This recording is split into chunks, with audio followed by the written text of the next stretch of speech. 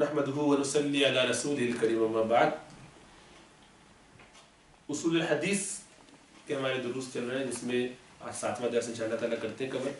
تو اگر آپ کو یاد ہو تو اس وقت ہم حدیث کی تقسیم پڑھ رہے ہیں.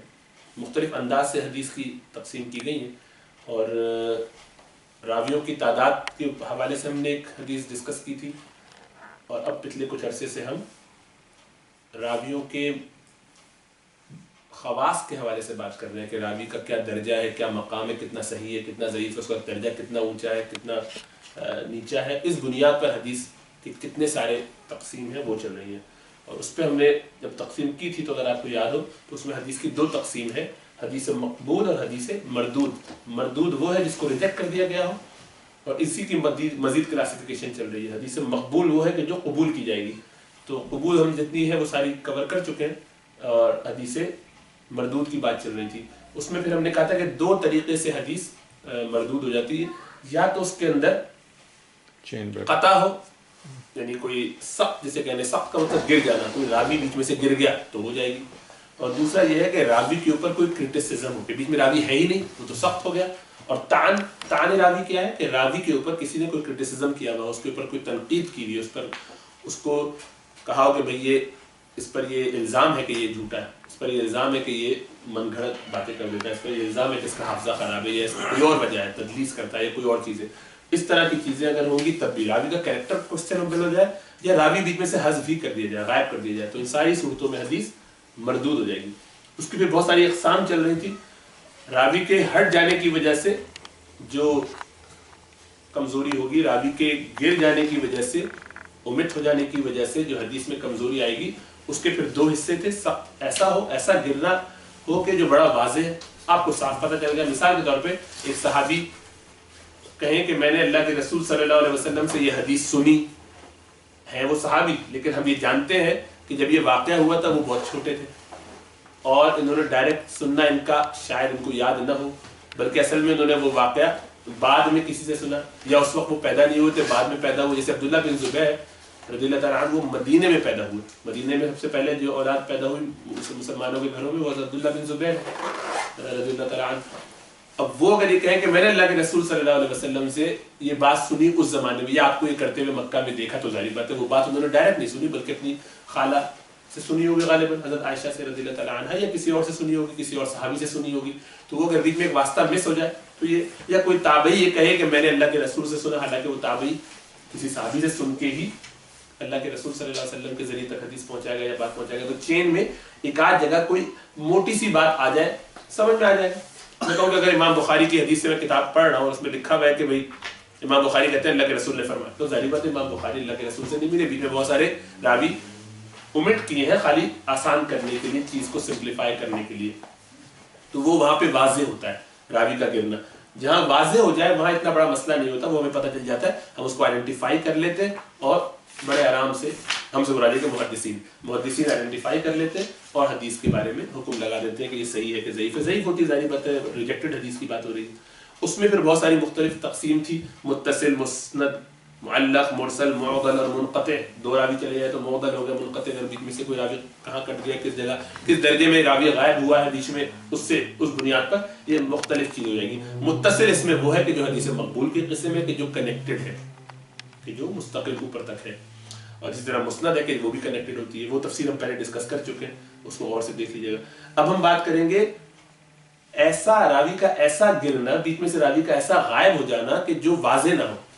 تو اس کو کہیں گے سخت کے معنی گرنا, سخت, سخت خفی, ایسا گرنا کہ جس سے چیز واضح نہیں ہے, آپ کو پتہ نہیں چلے گا, آپ سمجھیں گے کہ شاید ٹھیک ہے لیکن پتہ چلا راوی بیچ میں غائب. مثال کے طور پہ ایک صحابی اگر کہہ رہا ہوں اور آپ کو یہ نہ پتا ہو کہ صحابی جو اللہ کے رسول صلی اللہ علیہ وسلم سے جس زمانے میں یہ واقعہ ہوا تھا اس وقت وہ موجود نہیں تھا, بلکہ کہیں اور موجود تھے صحابی, بلکہ انہوں نے یہ بات کہیں اور سنی. مثال کے طور پہ حضرت عائشہ فرمایا کہ رضی اللہ تعالیٰ عنہا کہ اللہ کے رسول صلی اللہ علیہ وسلم جب میرا یہ اپنے ہرا سے واپس آئے تو آپ نے فرمایا مجھے اڑا دو, مجھے اڑا دو. ظاہر بات یہ بات آپ نے اللہ کے رسول سے چاہے ڈائریکٹ اس وقت موجود جس زمانے میں تھے وہ نہ دیکھی ہو, بعد میں کسی نے, یا خود بعد میں اللہ کے رسول سے سنی ہو تو ٹھیک ہے, لیکن اگر آپ اس وقت وہاں موجود نہ تھیں, کیونکہ آپ پیدا ہی نہیں ہوئی تھیں, یا پیدا ہوئی تھی تو بہت چھوٹی تھیں, تو وہ بات بلکہ پیدا ہی نہیں ہوئی تھی, سوری, جب آپ کی ابتدائی وحی آئی.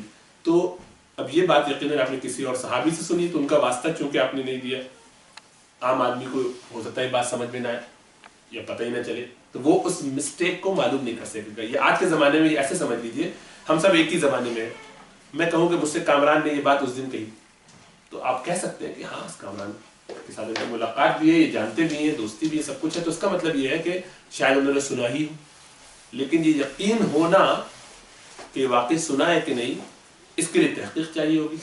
ایک وقت میں تو دونوں موجود ہیں لیکن کیا پکا معلوم ہے کہ نہیں. یہ جو چیز ہے اس میں اس کو خفی کہتے ہیں. خفی مطلب چھپا ہوا، ہڈن ڈیفیکٹ ہے. اس طرح کا ہڈن ڈیفیکٹ ہے کہ وہ جو راوی غائب ہوا ہے وہ غائب ہے لیکن آپ کو نہیں پتہ چل رہا. آپ کو معلوم کرنا پڑے گا. کوئی امام حدیث کا جو ہے محدث بڑا جو ہوگا وہ معلوم کرے گا اس باریکی کو. کون سی والی میں جائے گی جو لال کیا ہوا جس حصے کو اس سے اوپر، تو اس کو کہتے ہیں تدلیس.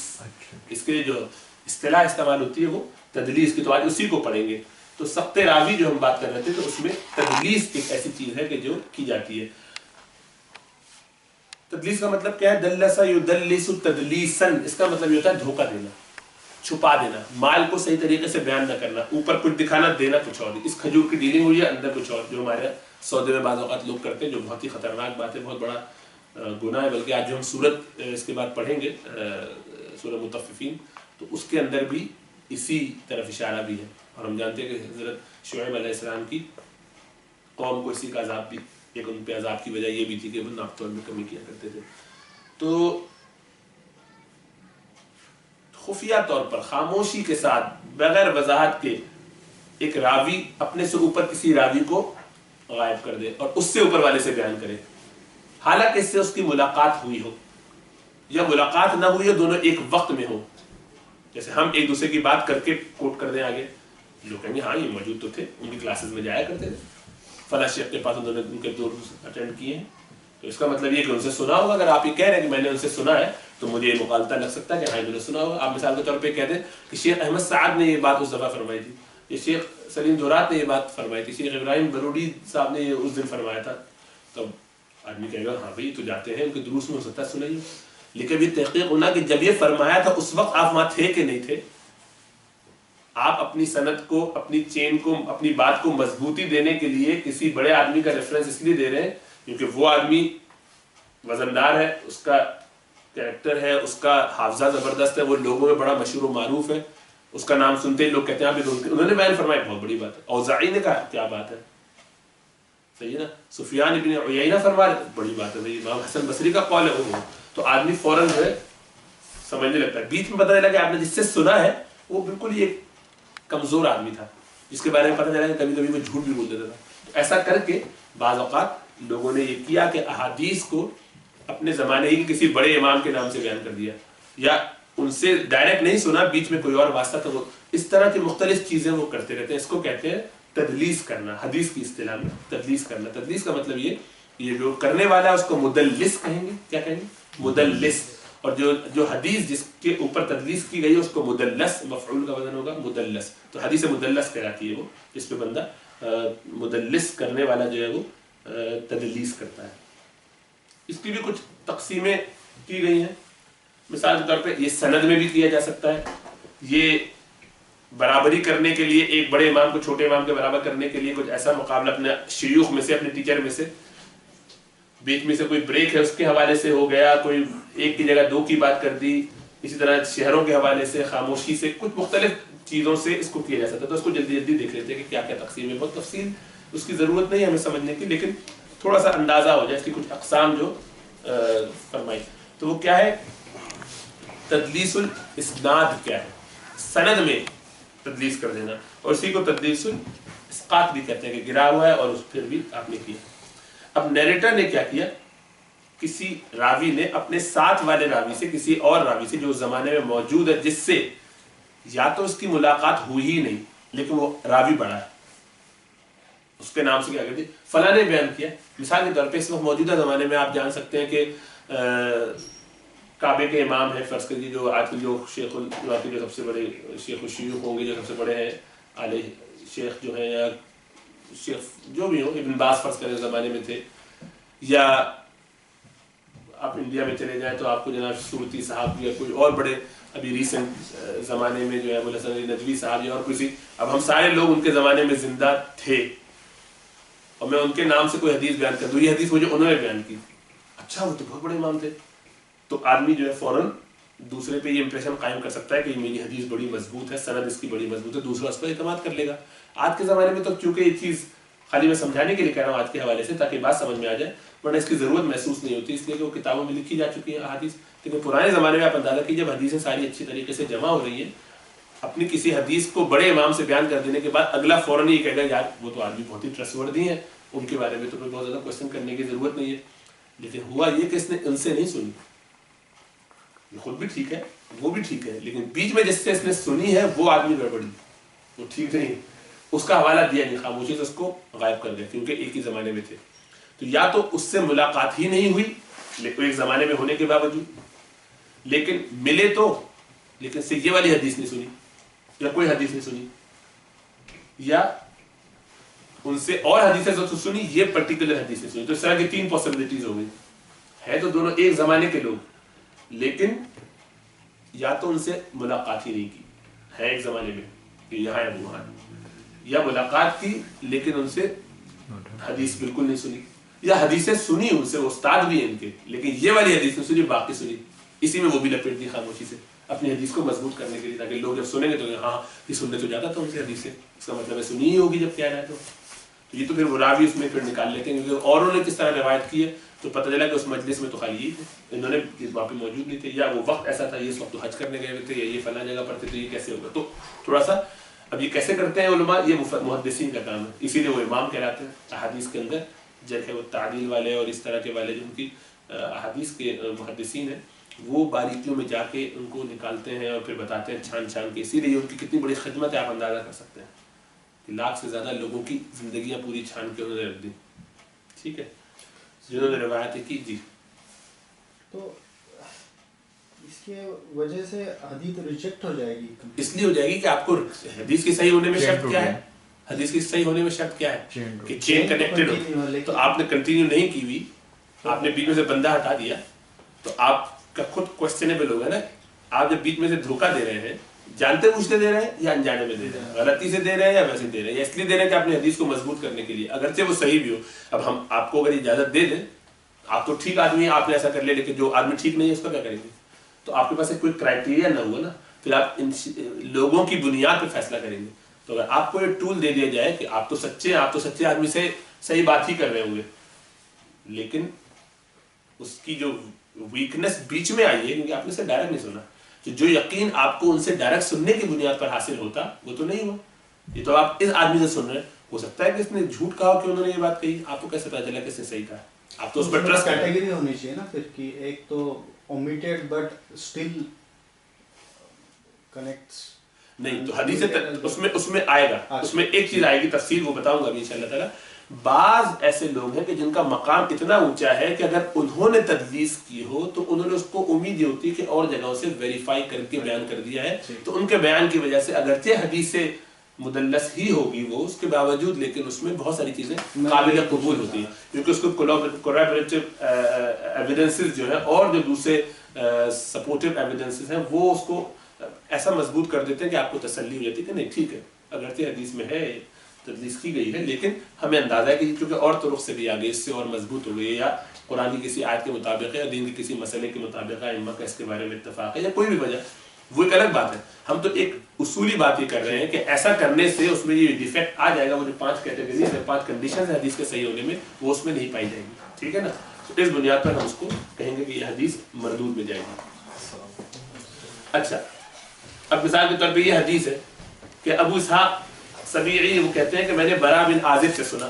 اب برا بن عازب سے انہوں نے یہ جو حدیث بیان کی کہ میں نے سنا، کہتے ہیں کہ ما من مسلمین یلتقیان فیتصافحان الا غفر لهما قبل ان يتفرقا، کہ دو مسلمان جب بھی آپس میں ملاقات کرتے ہیں مصافحہ کرتے ہیں ایک دوسرے سے تو اللہ تعالیٰ ان کے جدا ہونے سے پہلے دونوں کی مغفرت فرما دیتا ہے۔ تو حدیث جو ہے یہ مسند احمد میں آئی ہے۔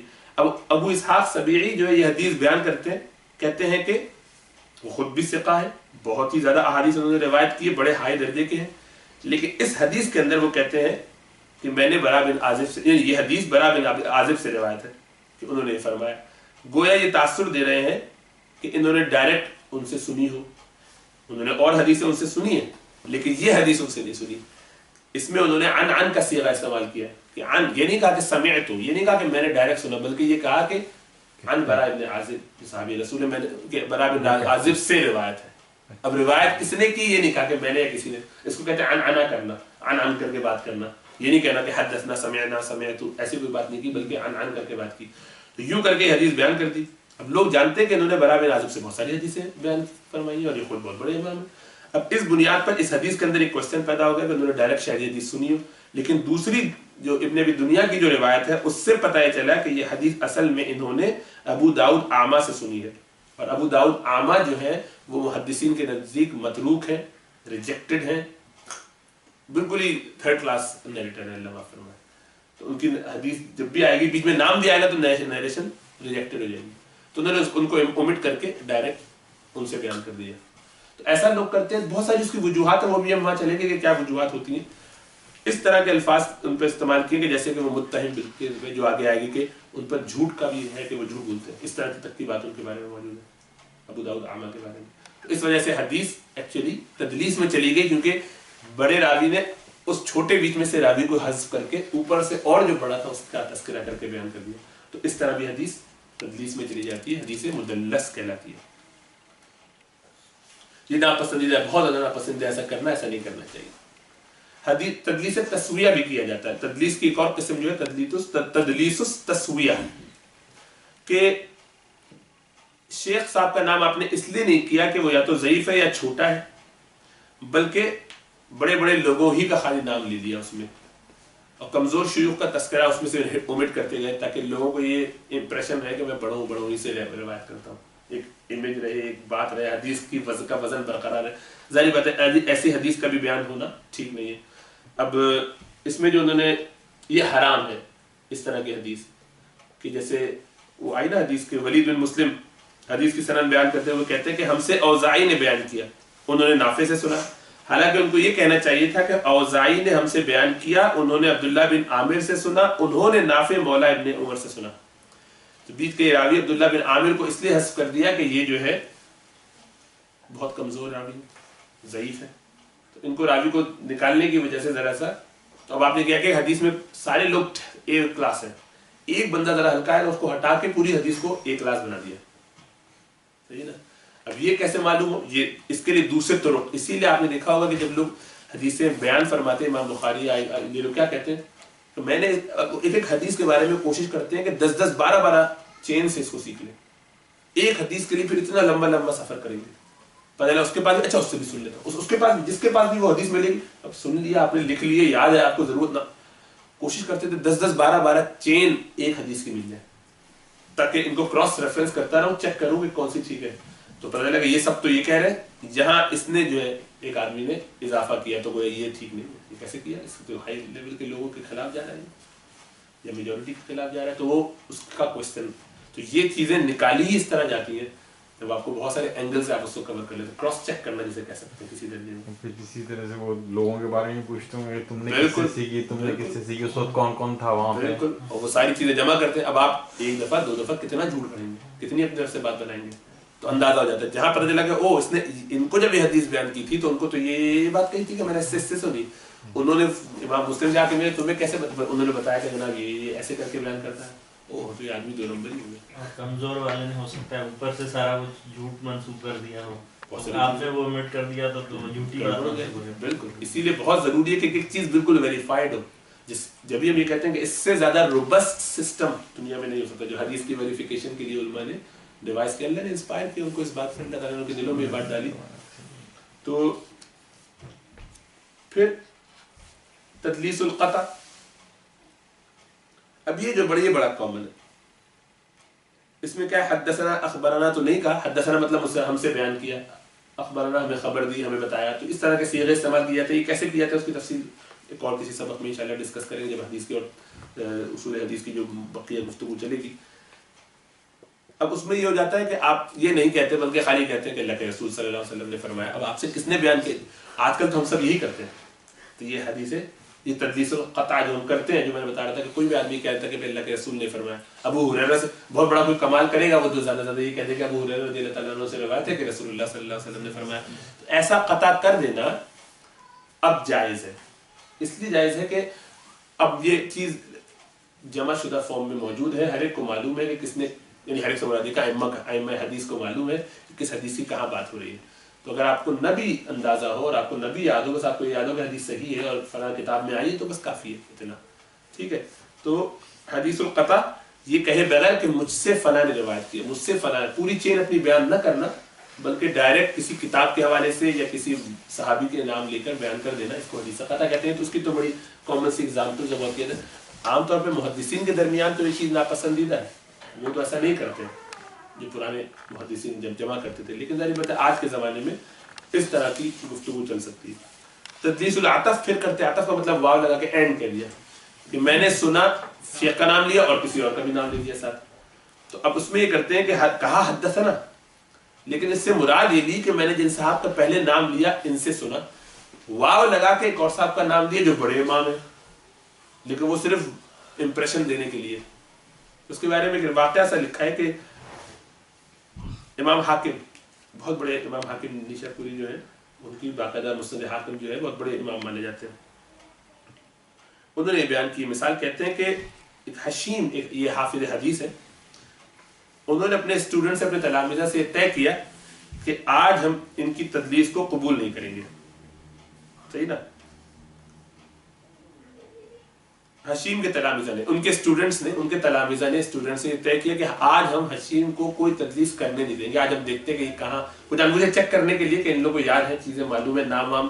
تو کبھی کبھی استاد جو امتحان لینے کے لیے کرتا ہے, کوئی حدیث بیان کر دی اور پوچھا لوگوں سے, بھئی میں نے کوئی تدلیس کی اس میں, تو کہتے ہیں کہ یہ نہیں کی, پکڑ لی, نہیں پکڑی. تو وہ چیک کرنے کے لیے کبھی کبھی کہ دیکھتے ہیں کہ نہیں. تو ایک دن طے کیا کہ آج ان کی تدلیس کو ہم قبول نہیں کریں گے. کسی طرح امام صاحب کو, حشیم جو استاد ہیں ان کو اس کی اطلاع ملے گی کہ اچھا یہ پلان کر کے بیٹھے ہوئے. تو اب انہوں نے ہر حدیث کی سند یوں بیان کی, حدثنا حسین و مغیرہ عن ابراہیم, مجھ سے حسین اور مغیرہ نے ابراہیم کی روایت سے, ابراہیم نخعی کے طرق سے بیان کیا. جب وہ اس سے پورا بیان کر کے احادیث کو بیان کر کے فارغ ہو گئے تو اپنے شاگردوں سے پوچھا کہ کیا آج میں نے تدلیس سے کام لیا. وہ کہنے لگے نہیں. حشیم نے کہا میں نے جو حدیث ذکر کی ان میں سے میں نے مغیرہ سے ایک حرف بھی نہیں سنا. میں نے تو یہ کہا کہ حسین نے مجھ سے بیان کیا اور مغیرہ سے میں نے نہیں سنا. میری نیت یہ تھی حدثنا کہہ کے خالی بس حسین تک کے لیے وہ حدثنا, وہ مغیرہ, اور جو مغیرہ کی بات رہی انہوں نے ہم سے بیان نہیں کیا. ما حدثنا, صحیح ہے, ہم سے بیان نہیں کیا انہوں نے, یہ وہ انڈرسٹوڈ. تو اس طرح سے کر کے واو لگانے کی وجہ سے حدثنا حسین, حسین نے ہم سے بیان کیا, وہ مغیرہ مطلب انہوں نے نہیں کیا. اس طرح سے توریہ گویا کیا, یا بات کو اپنے دل میں ایسے کہا کہ اب لوگ سمجھ رہے ہیں یہ سارا کا سارا جو ہے وہ مغیرہ سے بھی بیان فرما رہے ہیں, حالانکہ مغیرہ بن شعبہ جو صحابی رسول ان سے انہوں نے نہیں بیان کیا. ان کا کہنا یہ تھا. تو فرمایا کہ مغیرہ سے میں نے ایک حرف بھی نہیں سنا, میں نے تو یہ کہا کہ حسین نے مجھ سے بیان کیا اور مغیرہ سے میں نے یہ حدیث نہیں سنی. یہاں راوی کا سما صرف حسین سے ثابت ہے اور مغیرہ کا نام صرف وہم و تدلیس کے لیے کیا, ٹیسٹ کرنے کے لیے اپنے شاگردوں کو. تو ایسا کبھی کبھی کیا جاتا ہے. اس کو تدلیس عطف کہتے ہیں, واو لگا کے مطلب وہ نہیں لینا, مطلب اس کا الٹا لینا ہے. صحیح ہے.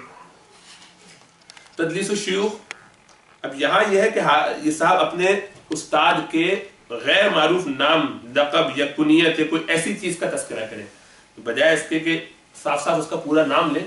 اب وہ نام لیں تو پتہ چل جائے گا جو صحابہ ہیں وہ ذرا سا ویک ہے, تو ان کی کنیت سے تذکرہ کر دیا, ان کے لقب سے تذکرہ کر دیا, جس سے عام آدمی کو دھوکہ ہو کہ کوئی بڑے امام ہوں گے. وہ لقب بعض اوقات ملتا جلتا ہوتا ہے کسی اور بڑے امام کا لقب, وہ سمجھ رہے ہیں, ایسا کرتے ہیں. تو ابو بکر بن مجاہد ان کا شمار بڑے ائمہ میں ہوتا ہے, اپنے شیخ ابو بکر بن ابو داؤد سجستانی سے, یہ جو جنہوں نے ابو سنن ابی داؤد کے جو لکھنے والے ان کے صاحبزادے, تو کہتے ہیں کہ ان سے روایت کرتے ہوئے کہتے ہیں کہ حدثنا عبداللہ بن ابی عبداللہ, ابو بکر بن ابو داؤد کا نام عبداللہ ہے مگر وہ اس سے مشہور نہیں ہے, بلکہ وہ اپنی کنیت ابو بکر بن ابو داؤد سے ہی مشہور ہے. اب انہوں نے کہہ کہ ان کو ابو عبداللہ اور اس طرح کے نام لگا دیے, اللہ سمجھ رہے بھی کوئی شیخ ہوں گے جس سے انہوں نے سنا ہوگا, تو اصلی نام ہٹا کے ان کی کنیت یا لقب سے بیان کر دیا, جیسے اس کی وجہ سے لوگوں میں یہ امپریشن رہا کہ کوئی ٹھیک آدمی. ورنہ ایک معروف ہے محلے میں, مثال کے طور پر اتنے سارے لوگوں میں پتہ ہے کہ فلاں آدمی کمزور ہے, کچھ عرصہ گزرتا ہے تو جو ویک نیریٹرز ہیں ان کے نام لوگوں کو پتہ چل جاتے ہیں. فلاں سے کوئی حدیث بھی ہے ہم نہیں مانتے, فلاں آدمی آ گیا اس کا ختم, یہ کیا اپنی واہ واہ کرنے کے لیے اس طرح سے پریڈ کرتے ہیں کہ میں میری حدیث مضبوط ہے، اپنی حدیث کی اسٹرینتھ دینے کے لیے، اپنا امیج بنانے کے لیے. بعض اوقات اس لیے، بعض اوقات یہ ہوتا ہے کہ ایک بات کو جو وہ حق سمجھتے ہیں، اب اتفاق سے ان کے پاس اس حدیث میں وہ راوی آ گیا، لیکن ان کو دوسرے طرق سے کنفرم ہے کہ یہ حدیث ٹھیک ہے، مطلب یہ مضمون کے حساب سے حدیث ٹھیک ہے، یہ چین تو ٹھیک نہیں ہے، لیکن مجھے اندازہ ہے کہ اس بات ٹھیک ہے اور میں چاہتا ہوں کہ لوگوں کو یہ بات پتہ چلے.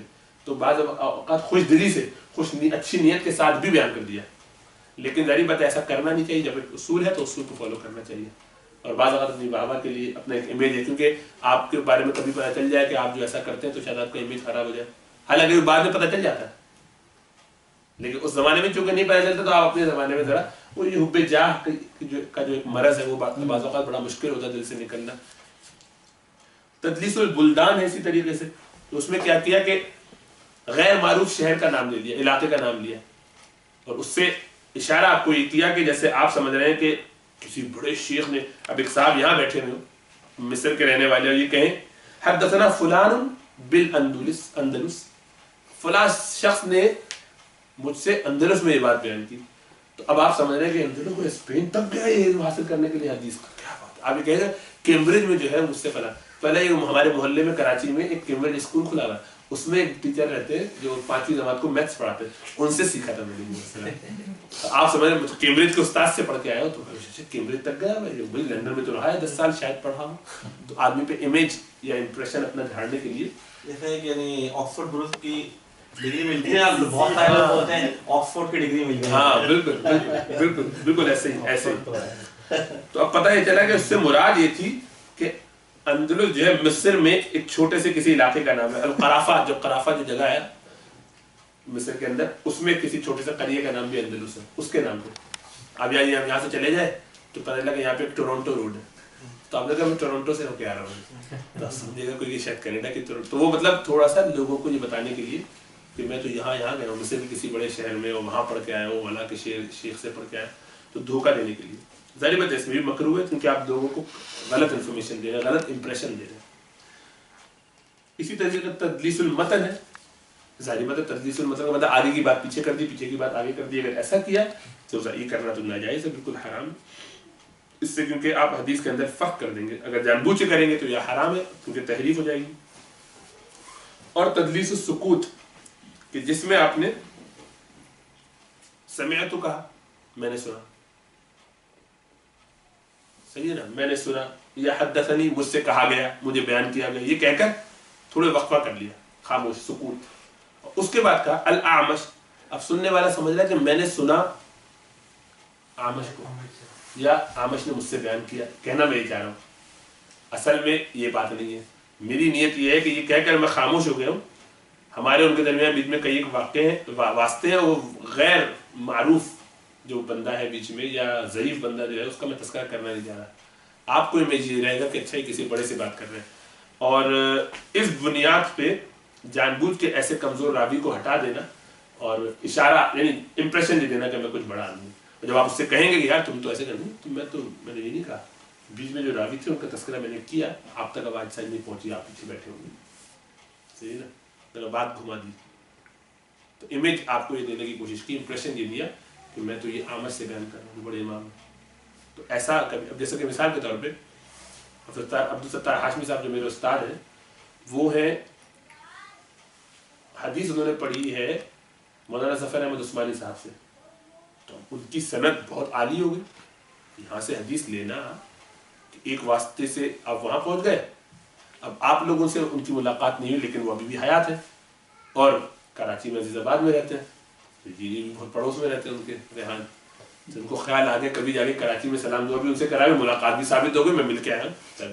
اب کوئی نام لے کے کہہ دیا کہ میری سند جو ہے وہ، اب وہ ڈاکٹر سلیم کے واسطے سے وہاں جاتا عبدالستار ہاشمی، اور پھر وہاں سے اوپر، تو بیچ میں واسطہ کٹاؤ، ڈائریکٹ پہنچ گیا اور کہا کہ عبدالستار ہاشمی سے سنا. تو یہ اپنا امپریشن، امیج. تو بعض اوقات اس میں ایسا کرنے سے یعنی لوگ اپنا چاہتے ہیں کہ ان کی حدیث کی سند مضبوط ہو جائے، اس لیے ایسا کرتے ہیں. یہ سب چیزیں غلط ہیں، ایسا نہیں کرنا چاہیے، جائز نہیں ایسا کرنا.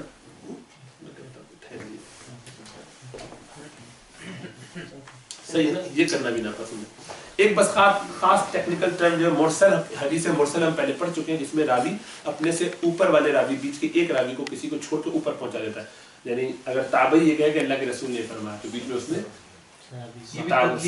نہیں وہی اسی کا فرق بتانا چاہ رہا ہوں. اس کو کہتے ہیں مرسل. ایک اصطلاح اس میں اور استعمال ہوتی ہے مرسل خفی. مرسل خفی اور یہ کیا ہے، ان کا تھوڑا سا فرق سمجھ لیجیے. مرسل خفی یہ ہے کہ آپ نے ارسال کی حدیث کسی کو اوپر، لیکن اس شخص سے جس نے آپ نے ارسال کی ہے آپ اس سے ملے بھی نہیں، نہ آپ اس کے زمانے میں ہیں. تو یہ یقینی بات ہے کہ آپ اس کو نہیں جانتے. اب مدلس کیا کرتا ہے کہ وہ تو محض وہم پیدا کرنے کے لیے جس سے اس کی ملاقات اور حدیث سننا ثابت ہوتی ہے اس سے ایسی روایت نقل کر دیتا ہے جو اس نے اس سے سنی نہیں ہے. یہ خالی یہ کرتا ہے. جبکہ ارسال کرنے والا شخص اس شخص سے روایت کرتا ہے جس سے اس کی ملاقات ہوئی ہے، نہ اس سے سنا ہے، اس سے کوئی تعلق نہیں. یہ جانتا ہے اور لوگ بھی جانتے ہیں. بس یہ ہے کہ ایک زمانے میں ہے تھے اتفاق سے کہیں موجود، یہ ہو سکتا ہے، لیکن میں نے اس سے سنی نہیں، آپ جانتے ہیں، بس میں نے ویسے ہی کہہ دیا. تو فرق خالی یہ ہوتا ہے کہ یہ جس شخص سے روایت کرنے کا کہہ رہا ہے وہ اس زمانے میں موجود ہے، اور دھوکہ دینے کی بھی اس کی نیت نہیں ہے، لوگوں پر عموماً واضح بھی ہوتا ہے. تو ارسال خفی جو ہے وہ اس لحاظ سے. تو اس کو اگر دوبارہ سمجھ لیں کیسے کیا فرق ہے کہ مدلس یعنی جو تدلیس کر رہا ہے شخص، وہ محض وہم پیدا کرنے کے لیے جس سے اس شخص کی ملاقات یا اس سے سننا، حدیث کا سننا، لقاء اور سماع حاصل ہو، اس سے ایسی روایت نقل کرے کہ جو اس نے نہیں سنی. ملا بھی ہے اس سے حدیثیں بھی پڑھتا رہا ہے، لیکن اب بیان وہ والی حدیث کر رہا ہے جو اس سے نہیں سنی لیکن کہہ رہا ہے کہ میں نے اس سے سنی. تو دھوکہ دے رہا ہے. تو تدلیس میں تو خاص طور سے گڑبڑ کر رہا ہے. اور ارسال خفی کرنے والا اس شخص سے روایت کرتا ہے جس سے نہ اس کی ملاقات ثابت ہے نہ سماع. صرف ان دونوں کے درمیان معاصرت پایا جاتی ہے، گویا دونوں الگ الگ ہوئے. یہ تو ہوا کہ وہ ایک ہی زمانے میں، جیسے آپ کہیں کہ میں عبدالستار ہاشمی سے ہیں ایک زمانے میں موجود، لیکن نہ آپ کی ان سے ملاقات ہے نہ آپ نے ان سے سنا ہے. یہ یقینی بات ہے، ہم جانتے ہیں، سارے لوگ جانتے ہیں. تو اس لیے یہاں پر دھوکہ دیا نہیں جا رہا، بس آپ ویسے ہی بیان کر رہے ہیں. ان سے جو واسطہ ہے آپ یہ ہائڈ نہیں کر رہے، بس آپ نے نہیں بیان کیا اتفاق سے. جیسے میں اگر کہوں کہ میں نے امام بخاری کی حدیث ہے، تو آپ جانتے ہیں کہ بیچ میں بہت سارے واسطے ہیں جن کو میں دھوکے کی وجہ سے نہیں حذف کیا ہے، بلکہ سب جانتے ہیں. اس لیے بس اتنے لمبی لائن 25 لوگوں کے بیچ میں لوگوں کا نام لینے کی ضرورت کیا ہے. تو ایسا ہوتا ہے. تو ارسال خفی یہ ہوتا ہے. ایک تو ارسال وہ ہوتا ہے کہ جو اپنے سے بہت اوپر والوں کا بیان کر رہے ہیں، صحابی نے جیسے اللہ کے رسول سے، تابعی نے جیسے اللہ کے رسول سے بیان کیا، تو بیچ میں پتہ ہے کہ اللہ کے رسول سے اس کی ملاقات ہی نہیں. یہاں تو یہ کہ ایک زمانے میں دونوں پائے جاتے ہیں، لیکن سنا نہیں ہے، یقینی بات ہے. ان سے ملاقات نہیں ہوئی، یقینی بات ہے، لیکن اب حدیثوں سے بیان کریں، گویا کسی واسطے سے سنا، لیکن چھپا نہیں رہے، بس ویسی بیان کر دیا. تو بڑا باریک سا فرق ہے.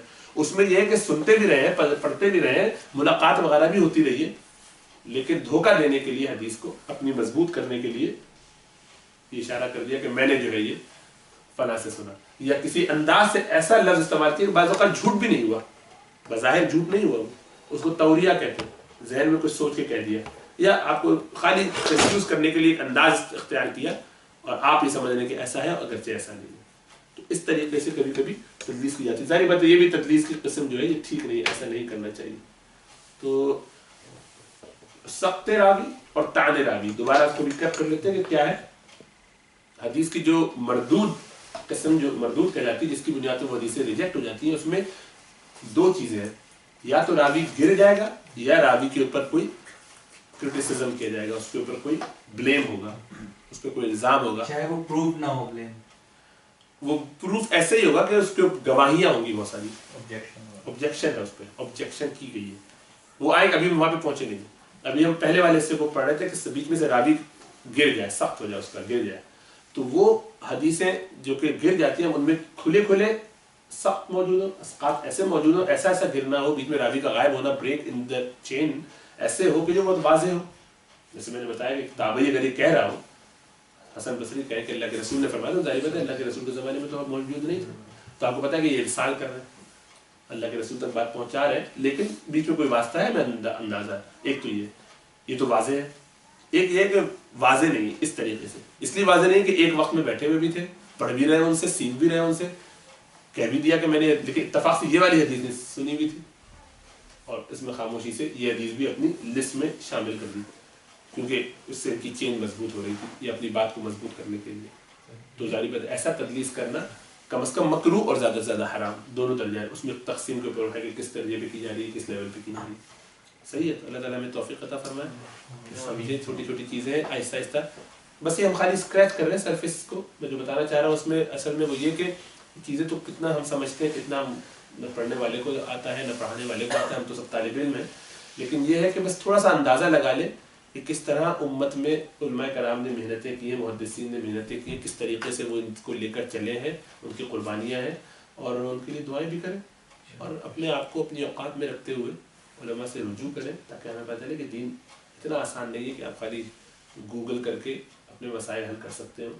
علماء کے ساتھ تعلق رکھنا بہت ضروری ہے اور آج کے زمانے میں بالخصوص جبکہ خاص پلاننگ کے تحت علماء سے عوام کو دور کر کے اتنی محیط فصیل اور خلا بیچ میں بنا دیا گیا ہے کہ جس سے اب ڈر یہ لگتا ہے کہ آپس میں ان کا کبھی شاید تعلق نہ بن پائے. تو بیچ میں یہ سب چیزیں کرنے کی وجہ یہی ہے کہ لوگ سیکھیں اپنے علم کو بڑھائیں اور اس خلا کو پر کرنے کی کوشش کریں خاص طور سے پڑھے لکھے وہ لوگ کہ جن میں دین کا درد ہے دین کی خدمت وہ کرنا چاہتے ہیں تاکہ کچھ ان کے پاس ٹولز ہوں جو وہ کبھی اپلائی کر کے عام لوگ کو کھینچ کے واپس لے کر آئیں کہ بھئی یہ ہمارا راستہ ہے. بہت زیادہ انڈیپینڈنس کی ضرورت نہیں ڈیموکریٹائزیشن کی ضرورت نہیں. دین کے معاملے میں فرائض وہ موٹی موٹی باتیں وہ کلیئر ہیں. جہاں باتیں تفصیلی ہیں وہاں آپ کو علماء کی طرف رجوع کرنا ضرور ہے. جیسا کہ قرآن کا حکم ہے فَاسْأَلُوا أَهْلَ الذِّكْرِ إِن كُنتُمْ لَا تَعْلَمُونَ کہ علم والوں سے پوچھ لو اگر تم کو معلوم نہ ہو. تو اللہ تعالیٰ ہمیں توفیق عطا فرمائے اور ہمارے اندر دین کی طلب اور تڑپ پیدا فرمائے. قولی ھذا واستغفر اللہ لی ولکم ولسائر المسلمین فاستغفروہ انہ هو الغفور الرحیم.